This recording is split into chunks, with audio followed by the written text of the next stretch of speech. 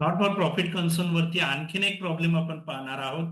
जुलै 2025 मध्ये हा विचारला गेलेला एक्झामिनेशन मधला क्वेश्चन आहे. त्याचा आन्सर कशा स्वरूपात द्यायचा आहे ते आपण पाहूया. Following information has been provided by Gajanan charitable hospital Yavatmal. You are required to prepare income and expenditure account for the year ended 31 March 2021 and balance sheet as on that date.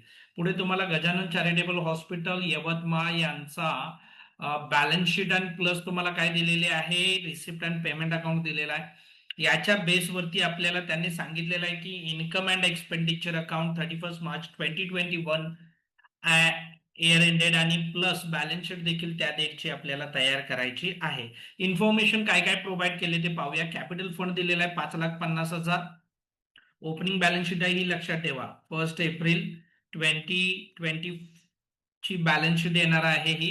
Current accounting year कोणता असेल ते आपल्याला consider करायचं आहे. पहा, 1 April 2021 ला start होईल आणि एंड होणार आहे 31 मार्च 2021. तर हे झालं current accounting year. Previous year कोणतं होणार, मग 2019-20 होईल. आणि नेक्स्ट इयर कोणतं येऊ शकतं, 2021-22 हे नेक्स्ट इयर येऊ शकतं. काही इन्फॉर्मेशन आपल्याला पहिल्यांदा प्रॉब्लेमचं सोल्युशन देण्या अगोदर सॉर्ट आउट करून घ्यावी लागते. बँक लोन दिलेला आहे 3,25,000. आउटस्टँडिंग बिल फॉर ड्रग्ज म्हणतायत. ड्रग्ज मीन्स या इथं काय येणार आहे, मेडिसिन्स येणार आहेत. Okay, done. आता आउटस्टँडिंग बिल म्हणजे काय आहे की मेडिसिन बिल पेंडिंग आहे, पैसे द्यायचे राहिलेले आहेत, ते 25,000 आहे. डेफिनेटली लास्ट इयरची ही बॅलन्स शीट क्लोजिंग ओपनिंग होते, म्हणजे निश्चितच हे बिल फॉर ड्रग्ज जे आहे तो एक्सपेन्सेस जो दिलेला असणार तो दिलेला असणार आहे 1920चा एक्सपेन्सेस असणार आहे जो पेंडिंग आहे. तो लास्ट इयरच्या मेडिसिन्स बिल मध्ये ऍड होऊन पेएबल आहे म्हणून लायबिलिटी साईडला दिसत आहे. काय करायचं आहे ते सांगेन मी. हॉस्पिटल इक्विपमेंट्स माझे असेट साईडला जातील. अँब्युलन्स 2 लाख रुपीज असेटला जाणार आहे. बिल्डिंग 5,25,000 हे देखील काय होणार आहेत, असेट्सला जाणार आहेत. स्टॉक ऑफ ड्रग्ज दिलेले आहेत, हे देखील आपले काय होणार आहेत सांगा, असेट्स साईडला. जर याच्या संदर्भात माहिती दिलेली नसेल, क्लोजिंग स्टॉक वगैरे दिलेला नसेल तर आपल्याला विचार करावा लागेल. पण इथं लक्षात ठेवा 101% हा जो ओपनिंग स्टॉक होणार आहे लास्ट इयरचा क्लोजिंग, हा मात्र आपल्याला एक्सपेंडिचर साईडला शो करावा लागेल. कसा शो करायचा आहे ती ट्रीटमेंट पाहू. Cash in hand opening balance होईल तो आपण कन्सिडर करणार नाहीये. तोच रिसिप्ट साईडला ब्रॉड डाऊन येतोय, तोही आपण कन्सिडर करणार नाही. लाईफ मेंबरशिप फीज 15,000 आहे, कुठं पाठवायचं आहे ते आपण ठरवू इन्फॉर्मेशनच्या बेसवरती. Next one, hospital receipt revenue म्हणतात. रेव्हेन्यूचा अर्थ होतो रिकरिंग, आणि ज्या वेळेला रिसिप्ट रिकरिंग असतात त्यावेळेला ते इन्कम साईडला शो केले जातात. 2,55,200 सबस्क्रिप्शन इन्कम साईडला आपण शो करणार आहोत. नेक्स्ट वन आपल्याला पाहायचं आहे, स्टाफ सॅलरी पे करण्यात आलेले आहे 42,500 ची. Honorarium to doctors 2 lakh rupees देण्यात आलेले आहेत, एक्सपेंडिचरला जातील, हे देखील एक्सपेंडिचरला जातील. रिपेअर्स 9,000 एक्सपेंडिचरला जाणार आहेत. फर्निचर मात्र काय होणार आहे, आपली असेट आहे, शो करावं लागेल असेट्सला. जनरल एक्सपेन्सेस एक्सपेंडिचर आहेत, शो करावे लागतील एक्सपेंडिचर साईडला. परचेसेस ऑफ ड्रग्ज, चालू वर्षामध्ये ड्रग्ज साठी किती रुपये पे केलेत बघा, 1 लाख रुपीज. आता लास्ट इयरचे बिल जे आहे, जे देणं होतं 25,000, ते याच्यामध्ये इन्क्लूड झालेत. किती रुपये पेड केलेत लास्ट इयर साठी पहा, 20,000 पेड केलेले आहेत. याचा अर्थ, याला मी टिकमार्क करून ठेवतोय, 25,000 द्यायचे होते त्यापैकी लास्ट इयर साठीचे 20,000 रुपये दिलेत चालू वर्षात. आपण काय करायचं आहे ट्रीटमेंट आपण पाहू, मी सांगेन तुम्हाला. By balance carry down cash in hand 1,200 आहे, आपली असेट्सला जाईल, हे आपल्याला एक्सपेंडिचर साईडला घ्यावे लागतील. ऍडजस्टमेंट दिलेत. बिल्डिंग वरती 5% डिप्रिसिएशन आणि अँब्युलन्स वरती लमसम अमाऊंट डिप्रिसिएट करा म्हणतात 15,000. टिकमार्क करा बिल्डिंगला आणि अँब्युलन्सला. Then after on 31 March 2021 stock of drugs valued दिलेला आहे 11,000, हा क्लोजिंग स्टॉक आहे, जे यूज मध्ये आलेले नाहीये. ट्रीटमेंट याचे दोन इफेक्ट्स आपण घेणार आहोत, सांगेन मी तुम्हाला निश्चितच. Life membership fees has to be capitalize, life membership फीजला टिकमार्क करा. बाकी इन्फॉर्मेशन याच्यामध्ये आपल्याला पाहायला मिळत नाहीये. Okay, done. आपण आता सुरुवात करणार आहोत. याच्यामध्ये इन द बुक्स ऑफ लिहायचं आहे आपल्याला.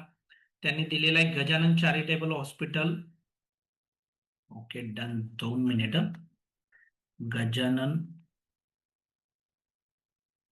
चॅरिटेबल हॉस्पिटल लिहून घेऊया. Charitable hospital Yavatmal.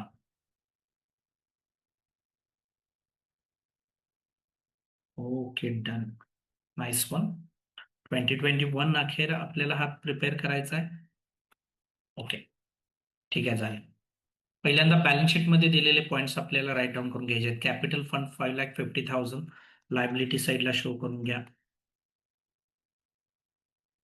5,50,000 12 मार्क्सला विचारलेला प्रश्न आहे स्टुडंट. त्यानंतर bank loan 3,25,000 as it is आहे तसं घ्या. एक 4 ओळी जागा सोडून बँक लोन 3,25,000 रुपये. त्यानंतर आउटस्टँडिंग बिल फॉर ड्रग्ज मी लिहून घेतोय, ऍडजस्टमेंट आहे याच्यावर.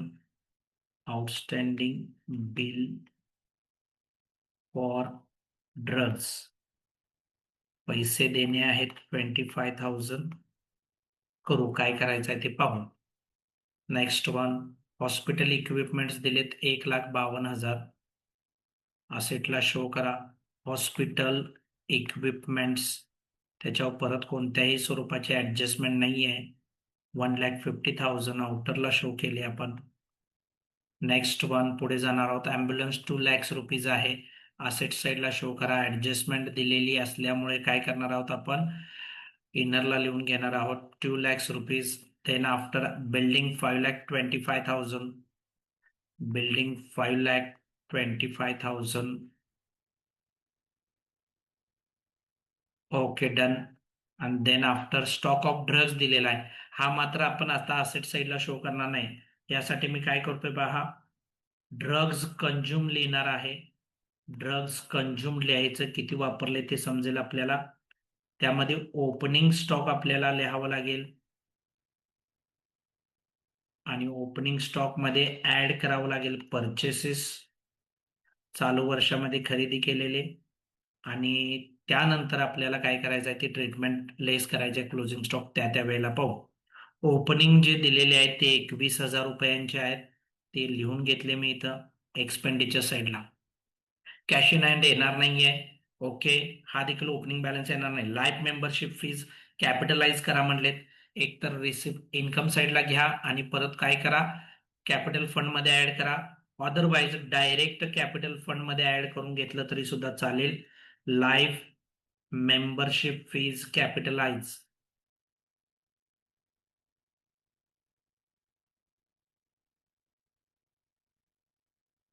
शो करून घ्या. इथे अमाऊंट कॅपिटलाइज केलेली आहे ती 15,000 डायरेक्ट ऍड करून घेतली पहा मी. Okay done. Hospital receipt revenue म्हणतायत 2,55,200. इन्कम साईडला शो करा.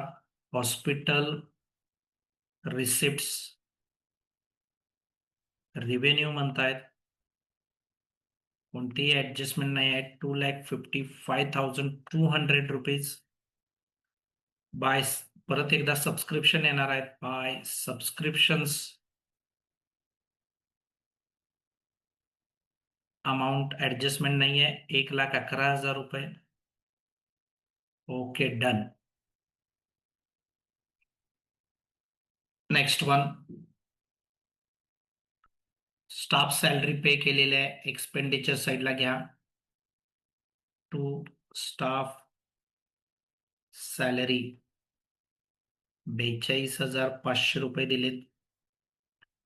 त्यानंतर ऑनरेरियम टू डॉक्टर्स 2,00,000 रुपीज घ्या एक्सपेंडिचर साईडला.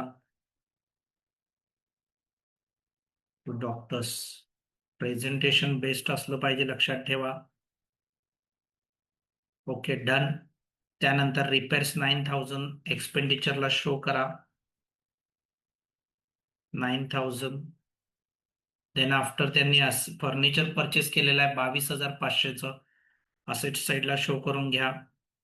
फर्निचर 22,500 ऍडजस्टमेंट नाही आहे त्याच्यावरती. आउटरला शो करा.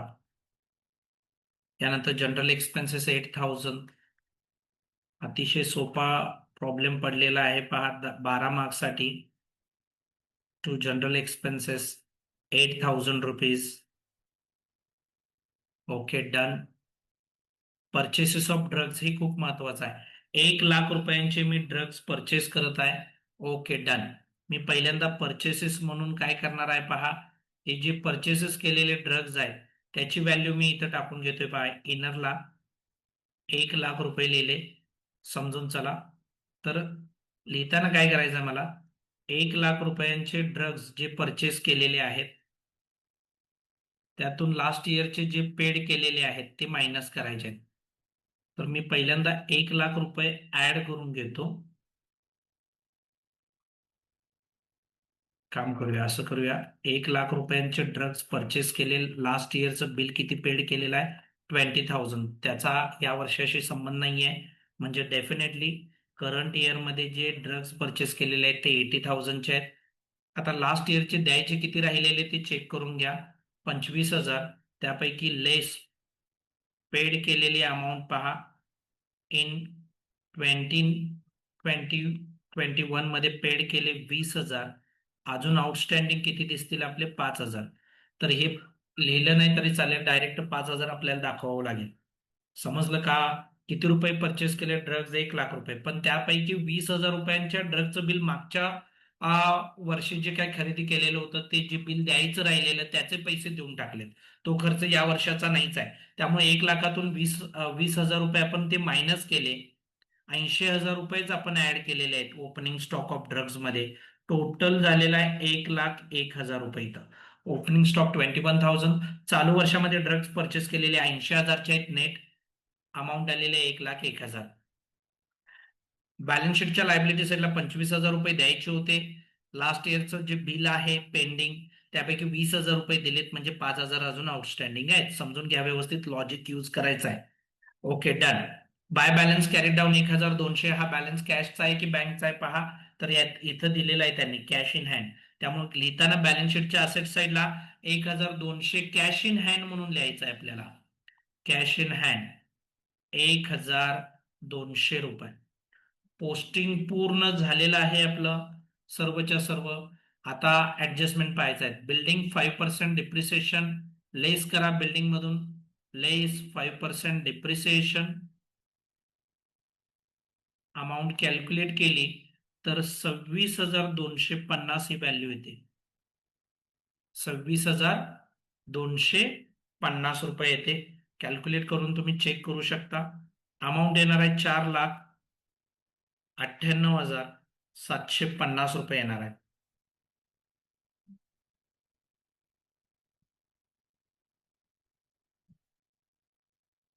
ओके. याचा दुसरा इफेक्ट आपला काय होणार आहे सांगा. एक्सपेंडिचर साईडला घेऊ आपण. टू डिप्रिसिएशन लिहा हेडिंगला. डिप्रिसिएशन अकाउंट लिहा. ओके, अंडरलाईन करून घ्या. त्यामध्ये पहिल्यांदा घेतलं आपण ती बिल्डिंग, त्याचं जे डिप्रिसिएशन आलेलं आहे 26,250 लिहून घेतलं. त्याच स्वरूपात आणखीन त्यांनी एक डिप्रिसिएशन सांगितलेलं आहे ते अँब्युलन्स वरती 15,000. We have to deduct ₹15,000 from ambulance as a depreciation. पूर्ण लिहून घ्यायचं आहे स्टुडंट, शॉर्टकट्स यूज करू नका. 15,000 1,85,000 राहिली अँब्युलन्सची व्हॅल्यू. सेम इफेक्ट घ्यायचा आहे आपल्याला एक्सपेंडिचर साईडला. अँब्युलन्स 15,000, 26,250 प्लस 15,000 असं टोटल डिप्रिसिएशन जो येत आहे तो 41,025 येईल. 41,250. Okay done.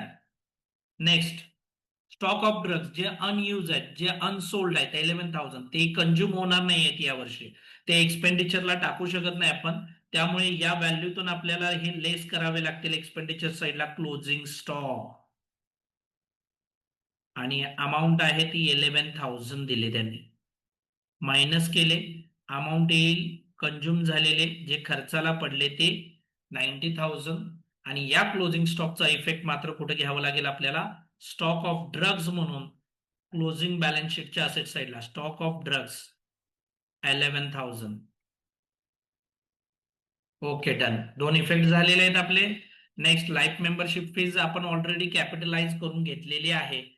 यानंतरचा पुढचा भाग असतो स्टुडंट, तो काय आहे आपल्याला पहिल्यांदा रिसिप्ट आणि पेमेंट अकाउंट क्लोज करायचा आहे. पाहिल्यानंतर लक्षात येईल कोणती साईड मोठी येते ते चेक करूया. 290. Okay, done. डेबिट साईड मोठी येते असं वाटतं, चेक करून घेऊया आपण. 0.5, 3 नंबरची संख्या 5 आणि 2 7 झाले. 4 नंबरची संख्या 2 आणि 9 11 आणि 8 19 आणि 1 20. 5 नंबरची संख्या म्हणजे 2 आणि 9 11 आणि 4 15. 15 आणि 4 19 अशी 9. एक राहिला, 1 आणि 2 3. 3,90,750 रुपये लिहायचं आहे आपल्याला by deficit carried down. Okay, done. Excess of expenditure over income. Expenditure side मोठे आल्यानंतर काय होतो? डिफिसिट होतो. टोटल याची चेक करून घ्या. 0.02 5 आणि 1 6, 5 आणि 1 6, 2 आणि 1 3. ओके, 3,90,750 मधून इन्कम 3,66,200 वजा करावे लागतील. 0.5 5 10तून 6 गेले 4, 2 आणि 0. 24,550 इतका डिफिसिट येत आहे. हा डिफिसिट आपण काय करणार आहोत? कॅपिटल फंड मधून लेस करणार आहोत. कॅपिटल फंड मधून लेस करायचं आहे. पहिल्यांदा याची टोटल करून घ्या. 5,65,000 रुपये त्यातून लेस करावं लागेल आपल्याला कॅपिटल फंड. Sorry, deficit. गडबड करायची नाहीये स्टुडंट. अमाऊंट येते डिफिसिट 24,550.